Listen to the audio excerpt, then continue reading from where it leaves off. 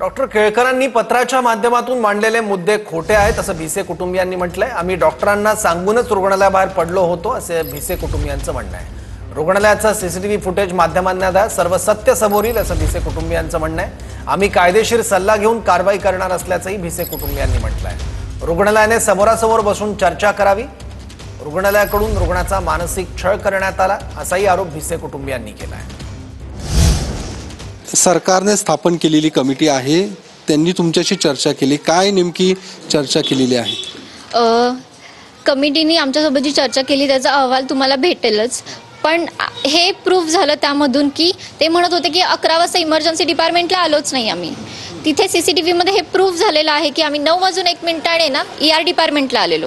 हा जो केलाय केळकर, डॉक्टर केळकर तो खोटा आहे? खोटा आहे, साफ खोटा आहे। त्यांनी जे ते दावे केलेले ते बोले की 11 वाजता आलेलो, आम्ही 9:01 आलेलो। तुम्ही सगळे सीसीटीव्ही फुटेज बघा, त्याच्यामध्ये सगळ्या गोष्टी क्लिअर होतील। आम्हाला ह्या सगळ्या गोष्टी बोलायची पण गरज नाही पडणार। तुम्ही कुठल्या गोष्टी विचार करून बोलता? आणि तुम्ही म्हणता की 1 आठवडा सांगितलं होतं, आमच्याकडे पत्र आहे, आमच्याकडे 10 लाख रुपये त्यांनी डिपॉझिट मागितलं। पहिली गोष्ट म्हणतात आम्ही डिपॉझिट मागितलं नव्हतं, आम्ही सांगितलं ट्रीटमेंट चालू करा। मग तुम्ही 5 तास काय केलं? 5 तासामध्ये तुमचं हॉस्पिटलचं काम असतं ना, ट्रीटमेंट चालू करणं, पेशंट आलेलं ट्रीटमेंट चालू करणं। आणि मग इथे 10:30 वाजता आम्ही कसं एक पेमेंट केलं 300 रुपयाचं, हे कसं त्याच्यामध्ये प्रूफ झालं? मी आम्हाला एकतर मग तेव्हा बोलवायचं नव्हतं, फॉलोअपला बोलवायचं नव्हतं। तुम्हाला सगळ्या गोष्टी माहिती होत्या, तुम्ही सगळ्या गोष्टी ह्याच्यामध्ये लिहिलेल्या आहेत। आणि आम्ही त्या दिवशी निघताना सकाळी 7:30 ते 8 या दरम्यान तुम्हाला कॉल करून निघालो आहे।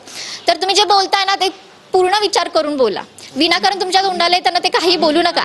पण जी काही चौकशी नेमली, आम्ही आता या मानसिकतेमध्ये आहोत की ज्या प्रकारे आमच्या यांच्याबद्दल हे केले, doctor Dhananjay Kelkar, doctor Anuja Joshi, doctor Sameer Jog, Sachin Vyavahare, हे 4 लोकांनी एक अंतर्गत समिती नेमली।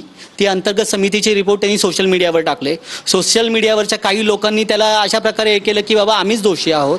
तर ह्या प्रकारांना काही आमच्या ज्या गोष्टी सांगायच्या नसतात, पेशंट आणि डॉक्टरच्या मध्ये असतात कायद्यानुसार, त्या जगजाहीर केल्या।